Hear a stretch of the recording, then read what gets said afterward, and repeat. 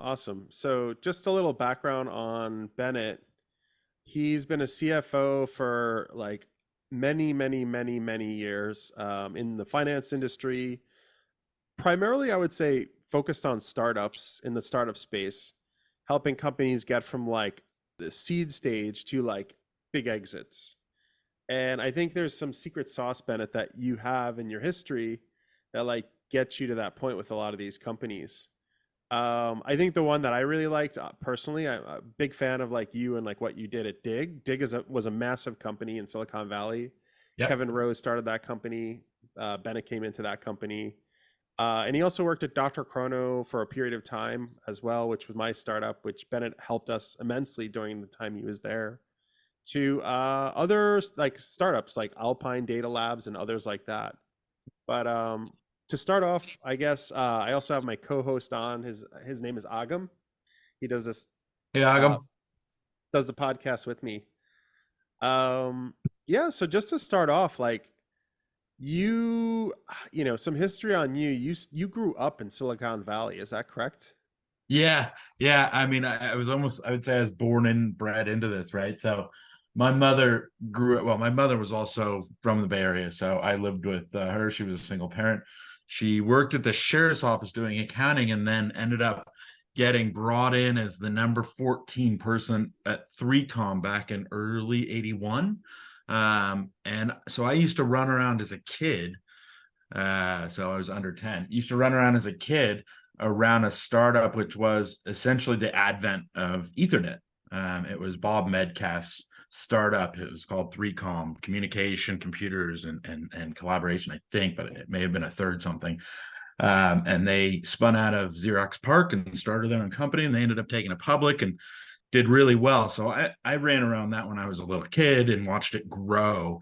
My mother was a bit of a workaholic, similar to myself.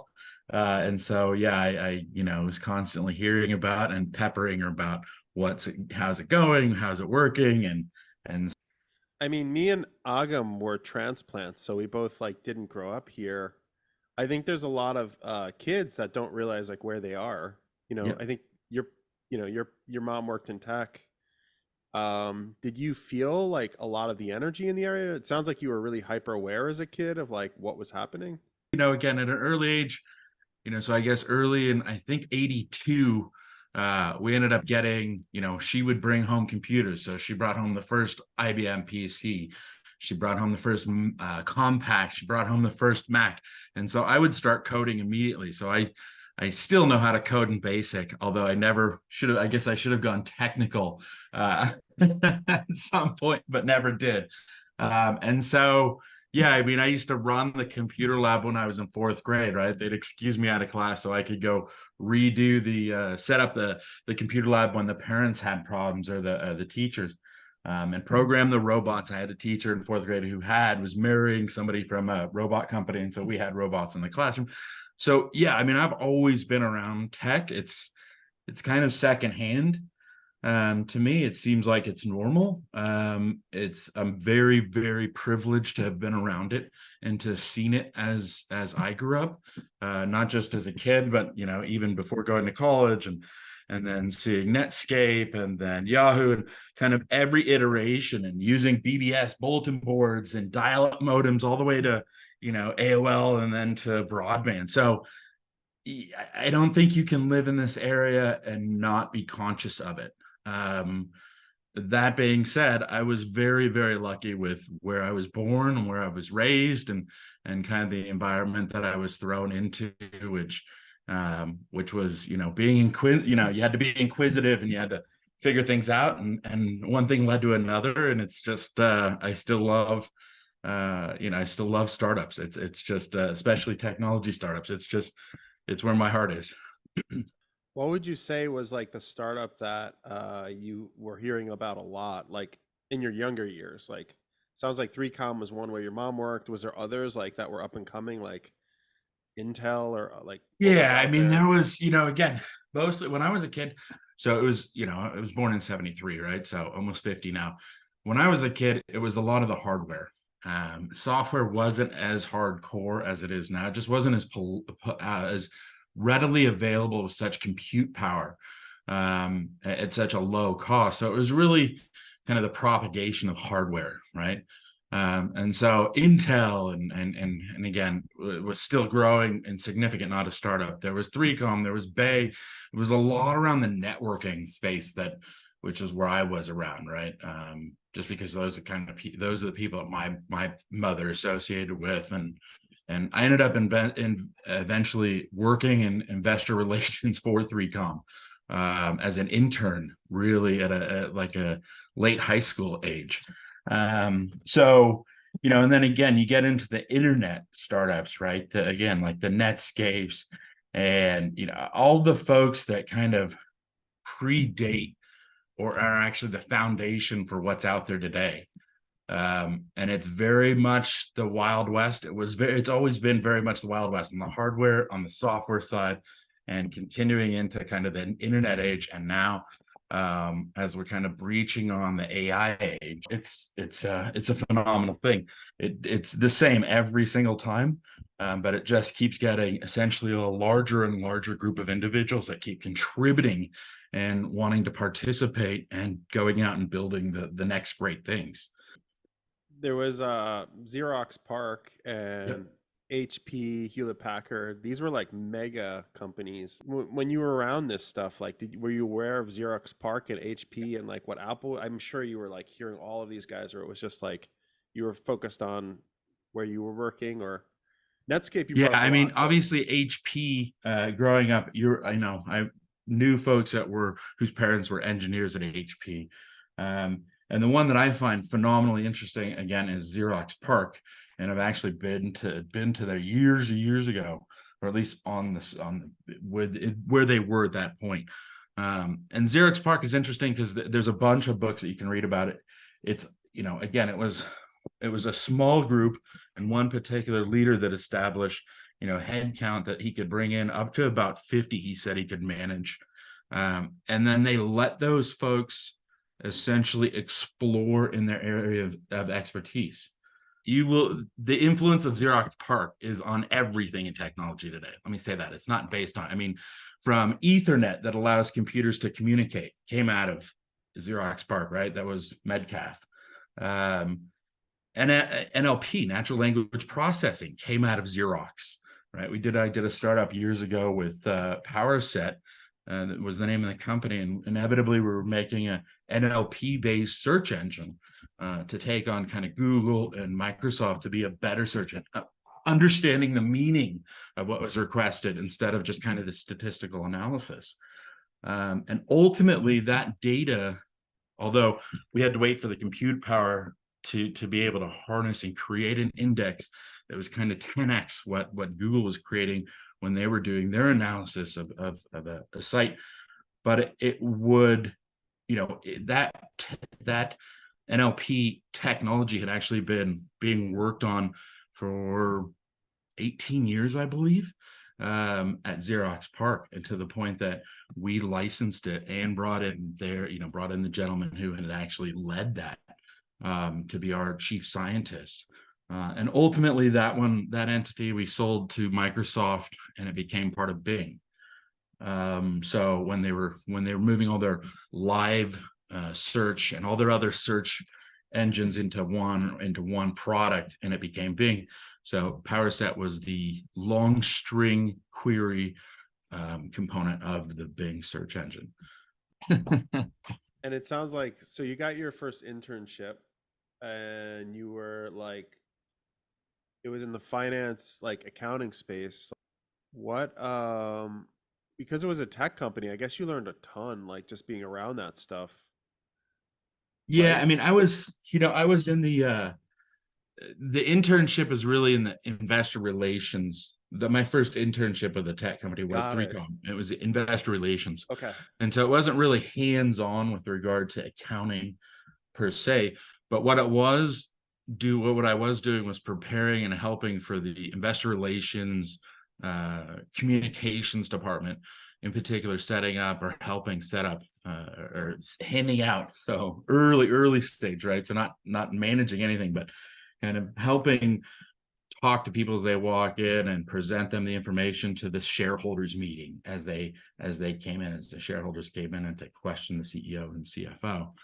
And frankly, from my perspective, the interesting part there was, watching both the CEO and the CFO communicating with their shareholders, with their stakeholders, being asked, the tough questions, as well as some easy questions, let's be honest. It was in the heyday and they were doing really well. But ultimately, it was how I looked at it was, especially watching, I believe his name was Chris Paisley. I could be wrong with that, but I believe his name was Chris Paisley. He was a CFO of 3Com at the time.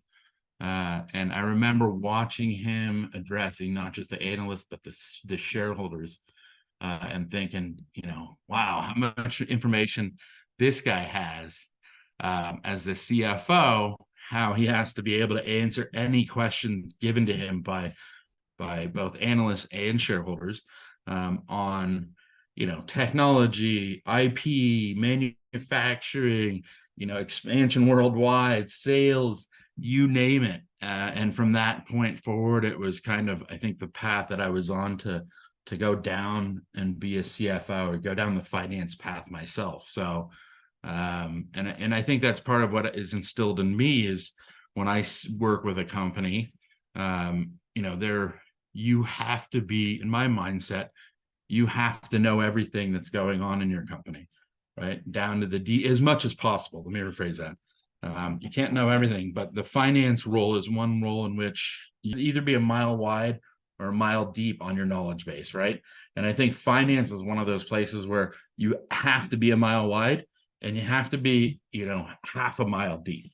You have to understand how these things work so you can understand how money and how the assets of the company are going to be preserved under your watch. And you can't just do that by phoning it in and saying, oh, yeah, I know. No, you really have to understand it. You have to do the entries. You have to do the reconciliations. And you have to understand the strategy and what the purpose and what the goal of what the company's trying to achieve. And if you put that information together, and there's quite a bit more information than that, but if you put that together, then you can have an idea of what, you can provide the perspective of bypassing some of the unforeseen challenges, or I guess the foreseen challenges at that point, of growth, of what have you. So it's one less problem that a startup has to address. And ultimately, at the end of the day, startups have to deal with a lot of problems. I mean, they're going from an unstructured basis to a running, evolving entity that is made up of, all of the employees and the influence of all of the stakeholders, the shareholders, the investors, the customers, the vendors, right? Everybody has a pull on this entity and drives it one way or the other with their influence. And so it's, again, to me, it's a never-ending challenge of asking questions and trying to put that puzzle together. So you had this internship in PR, and Yeah. I guess you had like a preview into the whole company simply because everybody was like funneling all the questions through the PR team, and the CFO and the CEO were right next to you, or like Yeah. you were like right around them. So it gave you a really unique opportunity, which I don't think a lot of people get, like where they're interacting with the CEO, CFO as they're getting like a barrage of like Q&A thrown at them. It sounds like that was like a defining moment in your life where you're like getting so much information from the CFO that it sounds like it really like made an impression on you in a really good, positive way. So you graduate college and it looks like you got your first job like at the tail end of like before 2000 when the crash happened. Yep. You had like, I would say 3 years or 4 years of like the highlight of like what startup culture is. Like, how did that feel? You graduated with a finance degree. Everybody needed that, like, right? In Yeah. startups, everybody I mean, like, I did two things before I got into startups. So my first job out of college, it was actually two internships, and then they offered me the job once I graduated. But I worked for Bear Stearns in San Francisco on the option exchange, right? And thought about, if my focus is finance, then it should be kind of market-based economics and using algorithms and trading with that knowledge, right? And there were some very bright people who did. We supported the market makers on it on the PSE, or the Pacific Stock Exchange. There was a floor, an option floor there in the city, in San Francisco at that time. I'm sure it's still there, but it's probably all electronic trading now. It's probably no human trading, or not individuals on a floor, I'm assuming. But what you saw was pure capitalism, with the only goal is to make money, or in many cases, the only goal was to not lose money. I mean, I saw people burn through $1 million, within a few weeks at times. And I saw guys the algo guys were turning, thousands, tens of thousands into millions, right? So to me, it just wasn't of interest. There wasn't enough there wasn't enough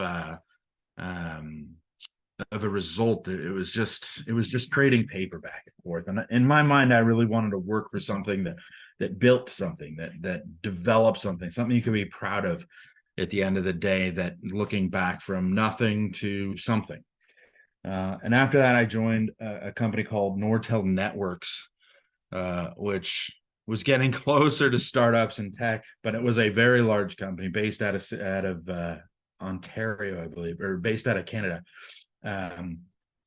and Ottawa, I think, actually. And it was a telephony and networking manufacturing. So it goes back to what I kind of knew growing up, what I saw growing up was, right, the networking stuff. And this takes it all the way from like a single Ethernet card to, PBX trunks that were running, that you could build out and run 250,000 phone lines, right? That in and of it by itself, it stood about 7 feet tall and about 3 feet wide and about 3 feet deep. That's what we manufactured at the plant in Santa Clara, right across from Intel. And other parts were made in Mexico and Ireland and a few other locations. And so I was a financial analyst working for the plant controller and working with, the director of manufacturing and the director of materials. So what I've learned there was, did accounting on grand scale, and we had about 800 million in revenue that ran through that derived from that business, and about 400 million that ran through inventory. So from that standpoint, for two and a half years, I saw, I would say some of the toughest accounting and finance that you will ever do, which tends to be manufacturing kind of on that scale. But again, at the end, it wasn't a passion for me. At the end of it, it was, you decide, for me, it was like, hey, you're not close enough. You're just maintaining the systems that somebody else put ahead in before you were here.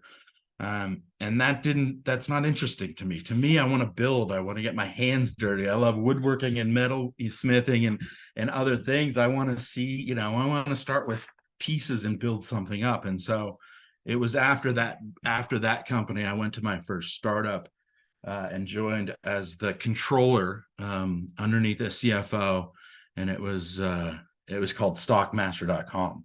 So that was the first startup I ever joined in 99.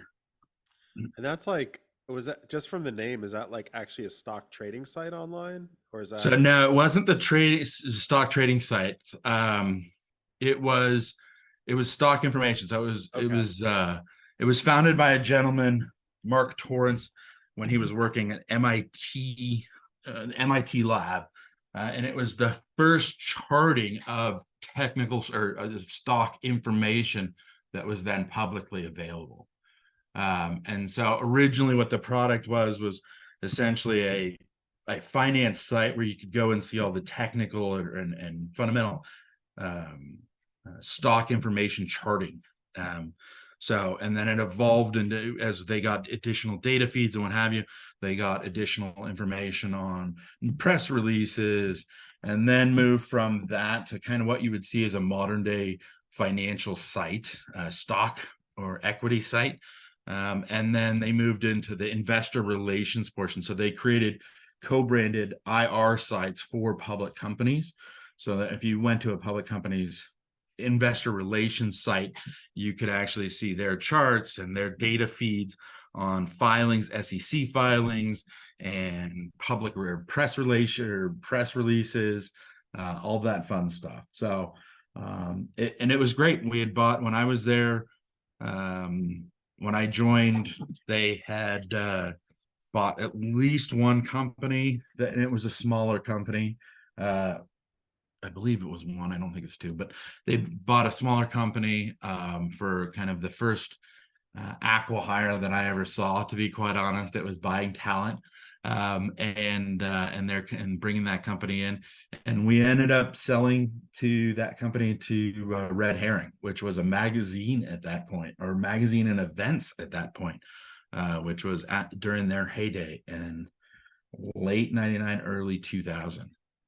And this is like pre-iPad, pre-online. So Oh yeah. magazines were like trumping everything. They were just generating a lot of revenue back then. But Oh yeah. Yeah. I mean, it was kind of funny. The story that I always remember, two things. The market was starting to crash, right? 2000 flipped, and you had the kind of the recession that came out of it, especially in tech.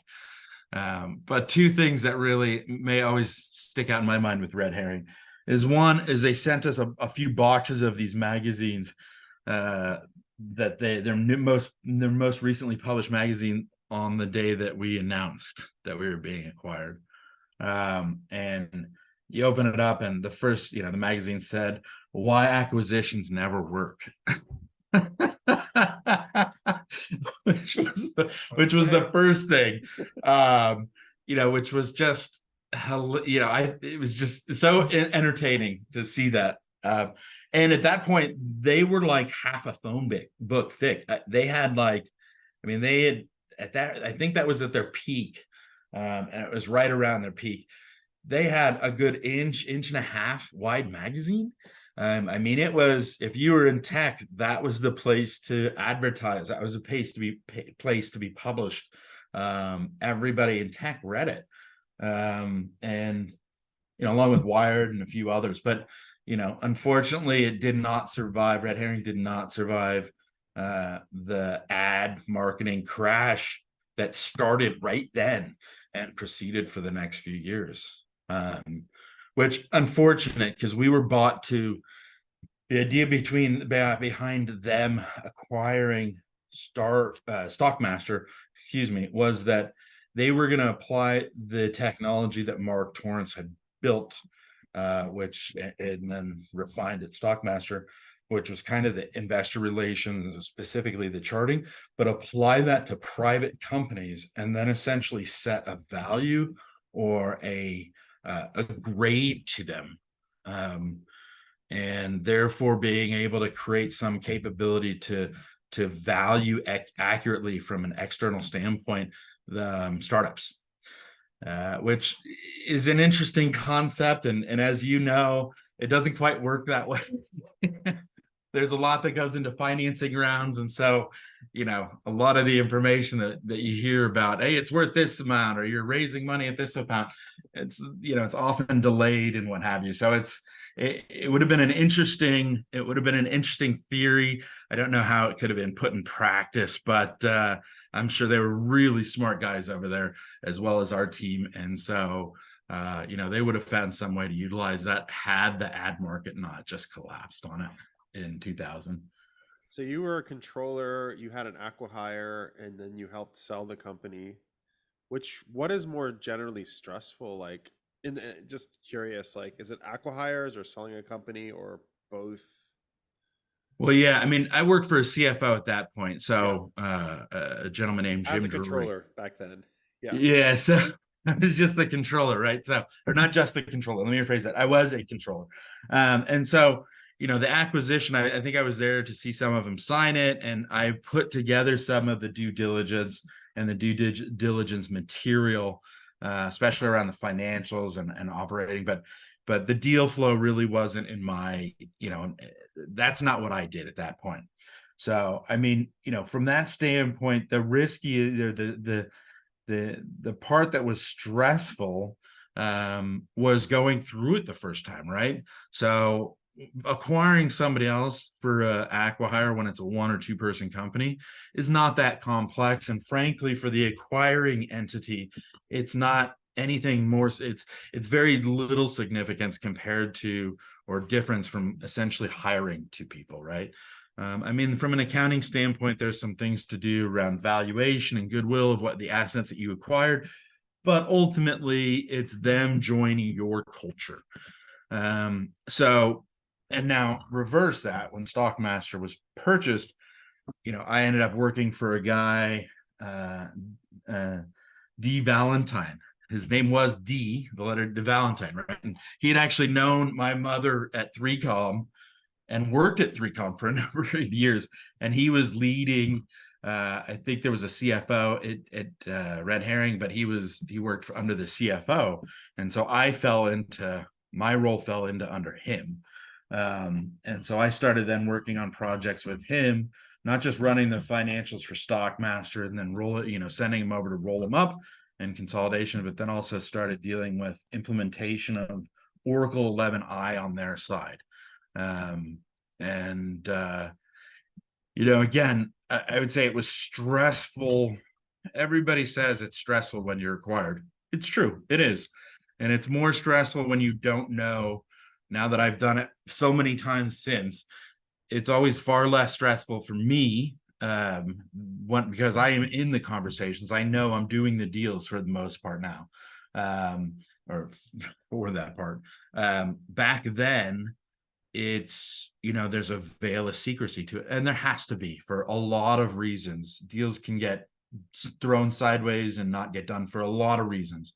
One of which is if they just become too much of a point of of anticipation or communication, right? It essentially removes the value that an acquiring company will get when they announce and how they pitch it and how they present to the audience. And so, but the hard part, or the stressful part, I think, was kind of not being as well in the know until after, and then doing a lot of the integration work.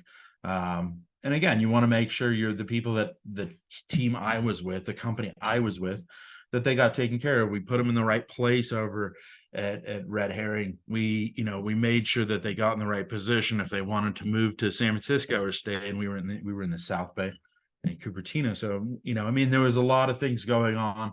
And so I think that part of it was stressful. No longer is that the issue anymore.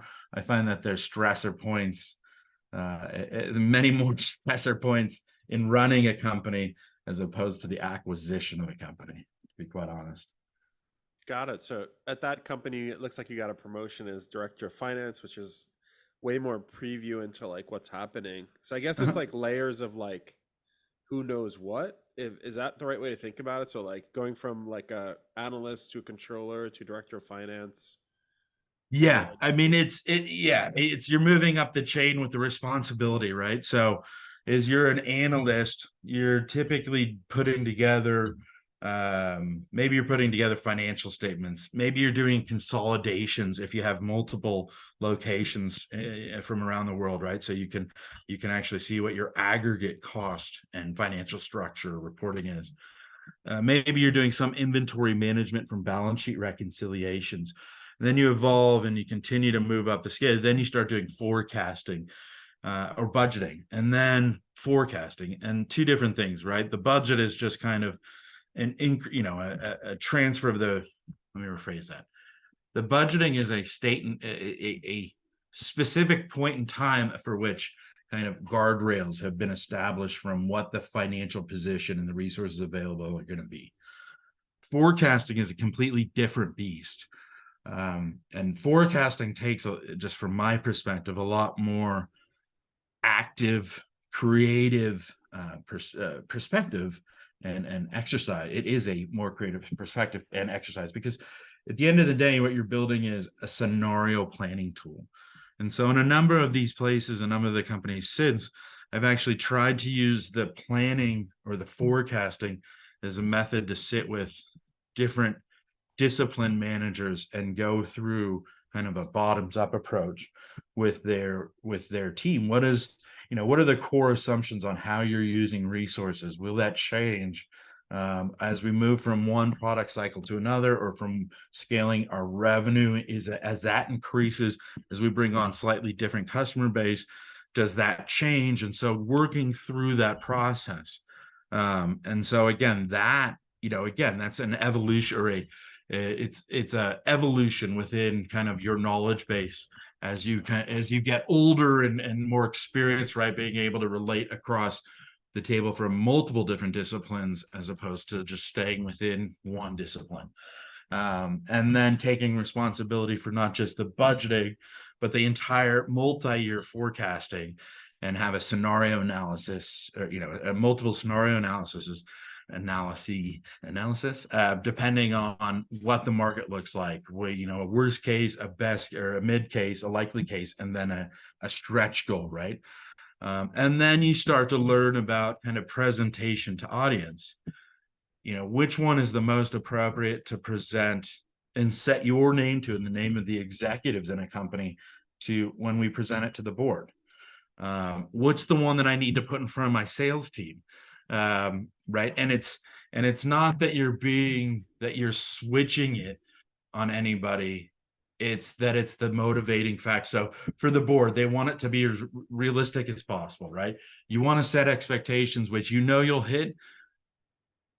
If you come in a little shy, it's not the end of times. You want to expect, you want to exceed if you can, and plan for a little bit of exceeding those goals. Now, for salespeople, they're motivated by the challenge, and they're the tip of the sword.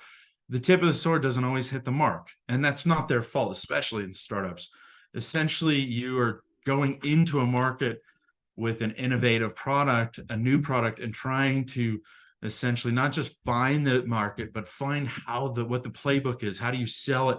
How do you get that in front of a customer so that they know that it's something they need, not just, and will make their life easier, make their work life more efficient, as opposed to having the market and the rest of the world tell them that it's something that everybody uses, right? So, but salespeople tend to be motivated by the challenge. They want the big challenge. They want to think about, hey, what can I do if I make, if I sell X, Y, and Z and I kill it, if I get 150%, what is my take-home pay going to look like? I'm going to be the quarterback. I'm going to be the big man in the office. I'm going to be, salespeople are, that's what motivates them. That's why you're in sales. And it's awesome. It's so, you want to present that information to them so that they're challenged to go out and get it. Because again, sales is hard.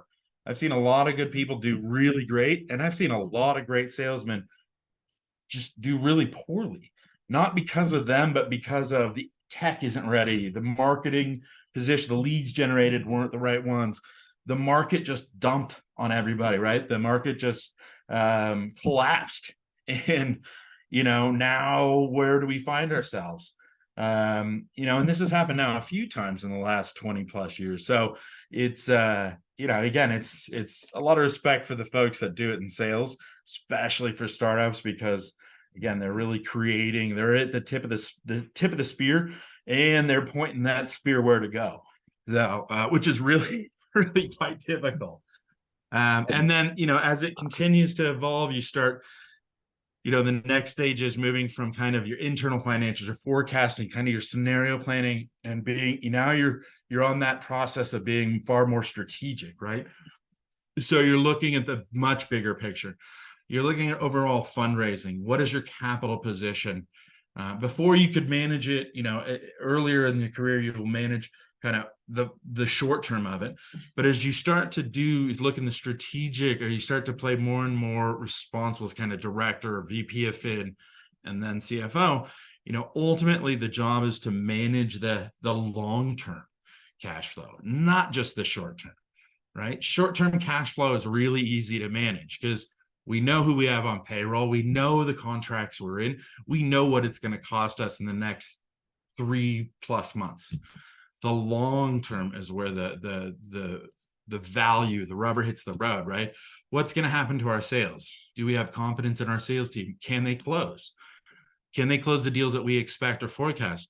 Can we then get invoices out and collect, right? So even if we sell stuff, does something happen where the customers that we're selling to start to get a really tight purse to preserve their own capital, right? I mean, there's so many different, you have to think through each step of the way and put in, in your mind, is this likely to happen? Because if I'm looking at 6, 12 plus months, I need to know, if I look at how much capital I have, right? How much cash, know your cash balance, understand the expected collections, the operational spend.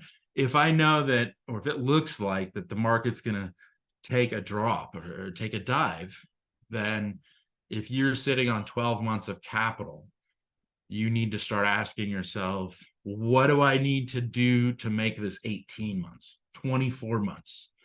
If my sales start to fall, how do I expand the duration that capital will last in case there's a long winter of, say, so to speak? And, I have continuing expenses with the same or lower revenue. Is the market to raise money either in debt or equity going to be open? Will we be in a position of strength to present financials that a bank would do a AR line on, different things, right? Or equity markets, I mean, equity markets shut down sometimes. Institutional private equity investors, VCs, there are periods of time which the uncertainty is just too much for them, and the amount of capital outflow is significantly reduced, and they go back to their, frankly, they go back to their dry powder, and they try to make sure that those companies that they've previously invested in are now, and that are working very well, but maybe may have some liability associated with a downturn, that they're going to weather the storm. Right? Because some folks won't, some great companies don't. And some folks, if you've never had to weather a storm financially, if you've never had to take a pay cut or do reduce headcount or, shut down an office in a different location, sometimes it's not, it's at times it's cutting off the finger to save the arm, or cutting off the arm to save the heart. And it's not a personal thing, and it's not something that you take lightly. But it's at the, as a CFO, those are decisions that you have to present to preserve the entity in the long term. And those people most likely are friends, right? They're coworkers. Those are human beings that have homes and kids and cars, and and that's where the hard part comes in for a startup. I find is it's really, making sure you, at the best of times, you don't necessarily, you want to keep control, not rein in, because you want growth, different phases, you want that growth. So you want to rein it in, you want to control it and de-risk it. In the bad times, it's your job is to establish and manage and provide for the entity to continue on, right? So that means, how do you do it? And frankly, look, I've taken, I've gone into my boss, the CEO, at times and said, hey, I know we have folks that are, I know we have cash flow issues, right? In the long term, we have 12 months of cash and we need 18, 24 to get through this. Investors are slowing down and not contributing as much, or not responding as well. So we know it's happening. So how do we reduce our spend? And headcount is always the most expensive of all startups and most companies, quite frankly, at least service-based companies. And so the question is, do we start to reduce some of those headcount, or is there alternatives? And I've gone on both sides of this. I've gone down the point of saying, no, we, C-level, first let's the C-level takes a cut in their salary. And then phase 2 will be C and D take a cut.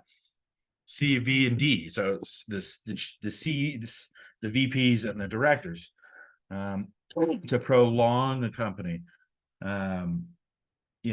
because they're the typically the most well compensated, have equity on a certain scale, so they're the most likely that can weather it. And so ultimately I've done that a few times, and frankly, in a startup, for me, in my mindset, if I can save those folks, save jobs, that's value that they're going to create for us. The reason they're there is to help us build, us collectively, them included, is to build the value, build the asset in the company.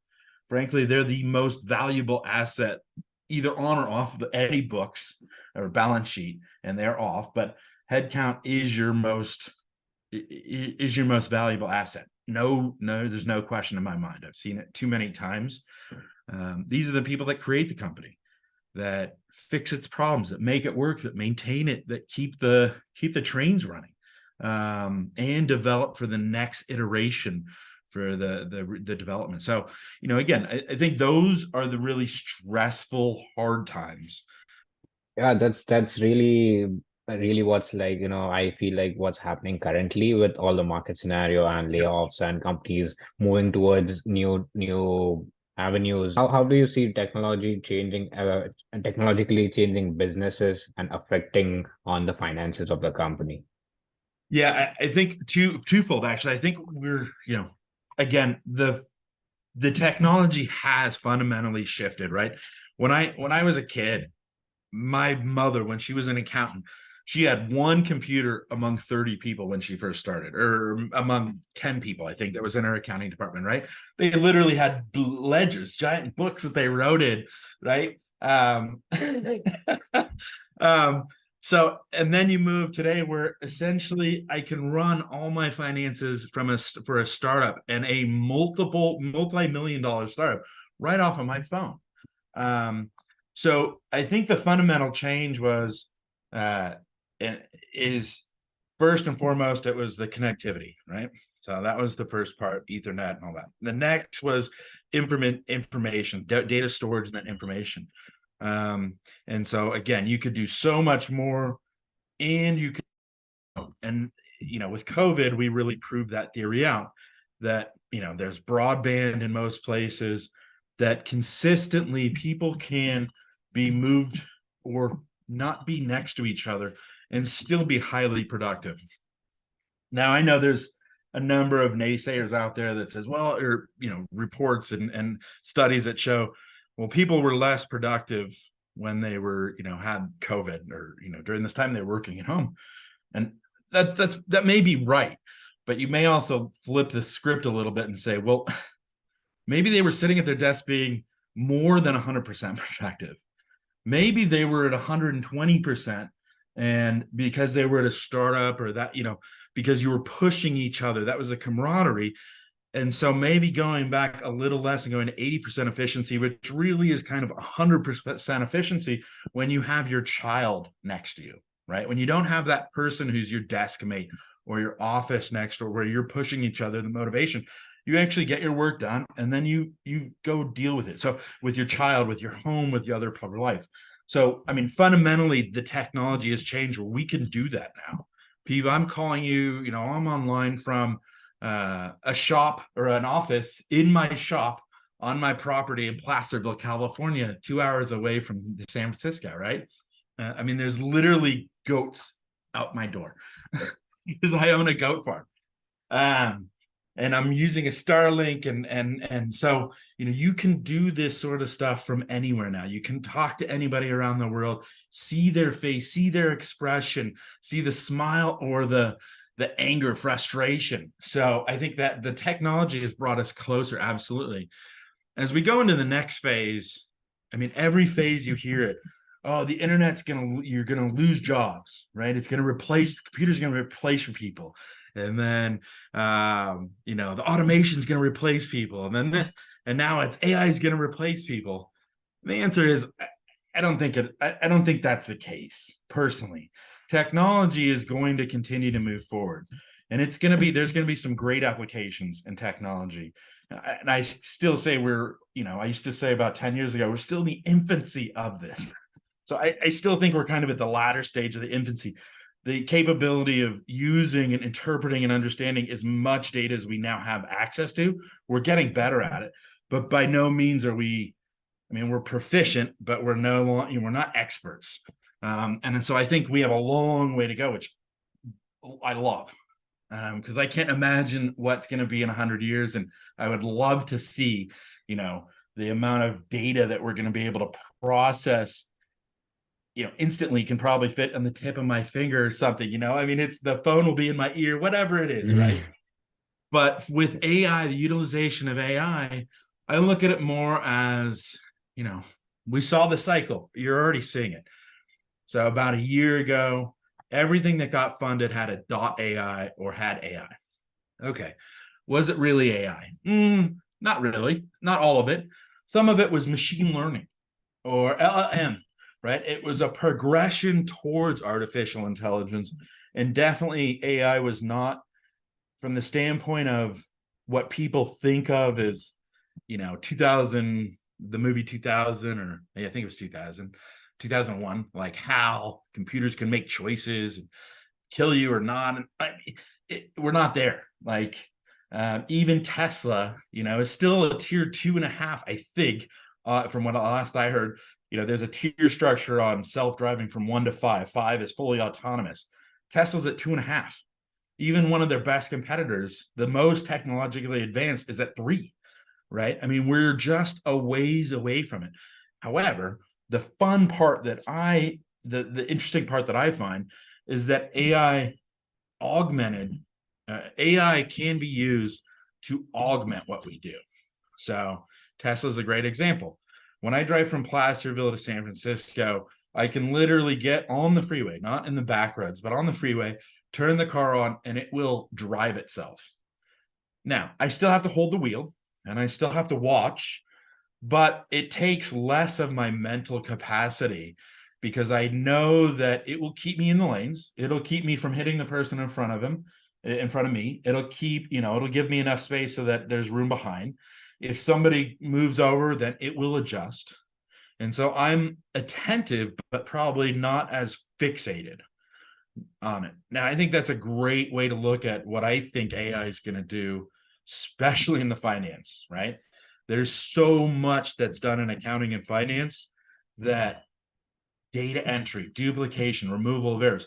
Once you start using automation and then what I would call, augmented intelligence, not really artificial intelligence, but this combination of the two working together, you're going to remove a lot of that what I would call lower value. And I'm not making a judgment on people that do it, but it's lower value for a company to have somebody enter data in that way when there's so many other ways of OCR and what have you that you can do it. What I think it will promote, though, is that you're going to be the people that are going to be in those seats, and that's everybody from top to bottom, will be required to do the higher value work, which is the analysis, the forecasting, the scenario, putting themselves out there and risking what they're doing or what they're saying, because it's going to be backed by not just their belief, their experience, but by data. So it's going to be this combination. So yeah, me personally, I think finance and accounting in particular, and business services overall, I think there will be a lot of changes. In accounting, I think there will be a lot that will be removed, but I think there will be a lot more demand for understanding and putting in context and doing the analysis and then presenting that. So the soft skills are associated with getting that data to somebody in a useful, not just you have all the data, it's that it's in a useful format. If I could have all the data in the world, that'd be great. But if I don't have it in a format where I can analyze it or I can think about it in a structured or reasonable way, then that data goes to waste. And so, I think that's really where we're going to see kind of the next 10 plus years, at least in my opinion. And I welcome it. I, as a person who likes building accounting and finance and kind of ops teams with little headcount and more reliance on technology and iterative positive change day after day, month after month, I welcome that. I want to get rid of the duplicate, the errors, the more menial tasks, so that I can have my guys and my team and women, guys and girls, I can have them doing the more fun, challenging, creative, inventive things within accounting and finance that really stir, I think, what their passion was to get into that, to understand a business and to run it. So me personally, I'm pretty optimistic about the whole thing. We are at 1 hour mark right now, and just want to wrap it up. If you have to sum up your experience all over the years working in hardware, working in software, and some advice you have to give to early stage startups who are, trying to manage their finances and keeping the cash flow positive, Yep. what would it be? Like, a quick Yeah. 1 minute. If I had to, sum it all up, especially, first and foremost, cash is king. If you're a startup, the first and foremost thing that you need to be looking at is your cash, how to preserve it, how to use it optimally, and then how to expand, how to increase it. Startups are hard. There's challenges, there's choices that you make, hiring people, for cash. It's or you're using some of that asset. That's the investment you make. That's the risk you make. Do it as wisely as you can, and know that being in a startup is exhilarating. It's fun. You need to do it wisely and think through your perspective. Remember that there's somebody else at the end of every decision, especially when those decisions relate to humans. But ultimately, as a CEO, as a CFO, your job is to build an entity. That's what the investors asked you to do. That's why they invested in you. And your customers are investing in you by buying your product, hoping that you'll be there in the long term. So your job is to make that entity and to make it stronger and build it. So do just that and look at every issue that way. Is this going to make us stronger? Sometimes you have to take a step back in order to take 2 steps forward. So yeah, and enjoy it. It is the best ride ever. It's so much fun. It'll challenge you, it'll punch you, it'll knock you to your feet, but it'll also, it will challenge you and knock you to your feet and get you to stand back up. And the people that you build with it are, phenomenal. The people that you'll mentor, they will go on to do their next thing. And it is the best game in town. Enjoy it while you're in it, work hard, and keep working at it. That's what I would suggest.